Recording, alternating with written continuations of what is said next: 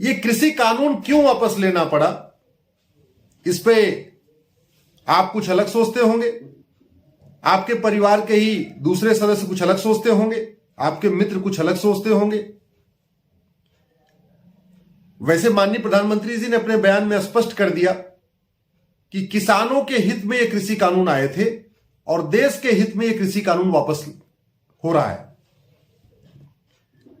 मेरी इसमें राय थोड़ी भिन्न है। किसान कानून क्यों वापस हुए, उसका जवाब देने के पहले मैं कुछ और कहना चाहता हूं। मैं गांव की पृष्ठभूमि से हूं और गांव में जब भी फसल की बुआई करनी होती है, चाहे वो गेहूं हो, चाहे वो सरसों हो, चाहे चना हो, चाहे मटर हो, तो सबसे पहले खेत की जुताई की जाती है। अगर खरपतवार ज्यादा है तो निराई की जाती है, अगर और भी कुछ ज्यादा उसमें ऐसे है तो गुड़ाई भी की जाती है। तो बुआई के पहले निराई, गुड़ाई और जुताई एक सामान्य प्रक्रिया है। पूरे देश भर के किसान जो भी खेती करते हैं उनको पता है कि सीधे सीधे बीज को फसल खेत में नहीं बोना है, बल्कि पहले निराई, जुताई और गुड़ाई करनी है।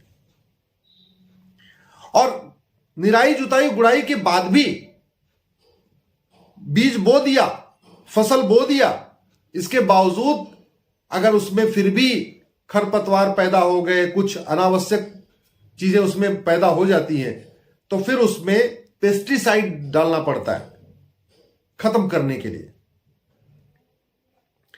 साथियों, इस देश में मेरा व्यक्तिगत मत है कि पेस्टिसाइड डालने की जरूरत है।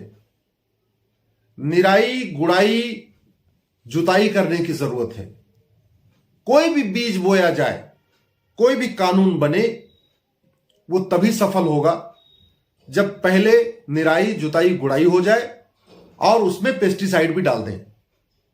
कहने का मतलब यह है, जितना आंदोलन चला है, कैसे चला, कभी आपने सोचा कि बाकायदा दिल्ली के बॉर्डर पे रोज काजू का हलवा बन रहा है, बादाम का हलवा बन रहा है, पनीर की सब्जी बन रही है, रस भरी जलेबी आ रही है, रसमलाई आ रही है, कहां से आया है?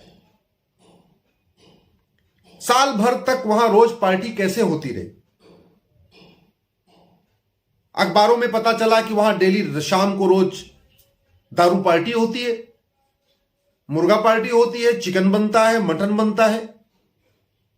सामान्य किसान, आपको लगता है एक गांव का किसान, जहां 80% किसान के पास 2 एकड़ से कम जमीन है, वो अपने खेती में ही व्यस्त हैं, अपने काम में ही व्यस्त हैं, वो तो दिल्ली के बॉर्डर जाम कर नहीं सकते।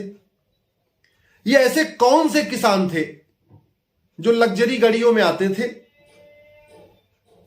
बाकायदा वहां एसी लगवा रखा था बॉर्डर पे, शाम को डेली चिकन मटन की पार्टी भी चल रही थी, दारू भी की पार्टी भी चलती थी, और भगवान जाने क्या क्या चलता था। ये तो बॉर्डर के लोग पता नहीं और क्या क्या कहते हैं, मैं उसको नहीं कहना चाहता हूं क्योंकि मैंने कहीं अखबारों में पढ़ा नहीं, लेकिन जो मुंह जबानी सुना है वहां और भी बहुत सारी चीजें होती थी। साथियों, अगर हमने भ्रष्टाचार के खिलाफ कठोर कानून बनाया होता, हवाला के खिलाफ कठोर कानून बनाया होता, काला धन के खिलाफ कठोर कानून बनाया होता, तो आज ये कृषि कानून वापस नहीं लेना पड़ता। जिस तरीके से फसल बोने से पहले, बुआई करने के पहले निराई, जुताई, गुड़ाई जरूरी है, वैसे ही आपको कृषि कानून बनाने से पहले कालाधन, बेनामी संपत्ति, आय से अधिक संपत्ति के खिलाफ कठोर कानून बनाना जरूरी था। आखिर ऐसे आंदोलन अमेरिका में क्यों नहीं होते? सिंगापुर में क्यों नहीं होते? चाइना में क्यों नहीं होते? भारत में क्यों होते हैं? क्योंकि अमेरिका में, चाइना में, सिंगापुर में हवाला के खिलाफ बहुत कठोर कानून है। हवाला करता हुआ कोई मिल जाए या हवाला के जरिए पैसा लेता हुआ मिल जाए, जिंदगी भर के लिए जेल में सड़ा देते हैं। हमारे यहां कानून ही नहीं है।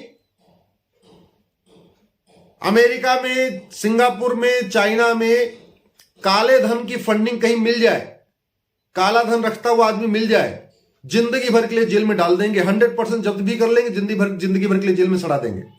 हमारे यहां ऐसा कोई कानून ही नहीं। इस पूरे आंदोलन की फंडिंग खाड़ी देशों से और कनाडा से हवाला के जरिए हुई है। इस पूरे आंदोलन की फंडिंग काले धन से हुई है, और काला धन और हवाला, इसके खिलाफ हमारा जो कानून है वो दुनिया का सबसे घटिया कानून है, सबसे घटिया कानून है।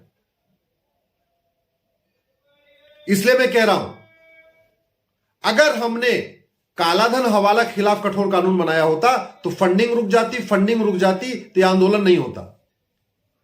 और सवाल यह है कि हम अमेरिका से हजारों करोड़ का सामान खरीदते हैं, हजारों करोड़ की तो राइफल खरीदते हैं, कंप्यूटर खरीदते हैं, आईफोन खरीदते हैं, क्या क्या नहीं आयात करते।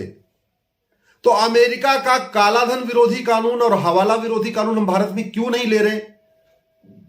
अमेरिका उसका पैसा तो नहीं लेगा। हम चाइना से दुनिया भर की चीजें एक्सपोर्ट करते हैं,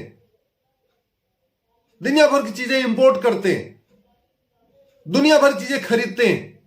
हम चाइना के अच्छे अच्छे कानून और खासतौर पे भ्रष्टाचार के खिलाफ कठोर कानून उसको भारत में क्यों नहीं ले लेते? चाइना उसका पैसा तो नहीं लेगा।